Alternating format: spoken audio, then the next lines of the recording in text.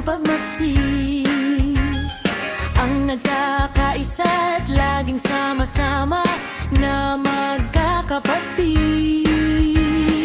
Kahit may problema at wala kang pera, di ba't laging masaya? Ganyan na ang buhay pag na kay Jesus, laging may galak sa tuwina. Napakaligaya at kahanga-hanga kung tayo'y nagbabatian. Di nag-iinggitan at walang tampuhan, kundi nagmamahalan.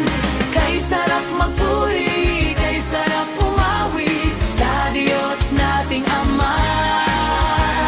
Inipon niya tayo na magharapin upang magkasama-sama. Napakaligaya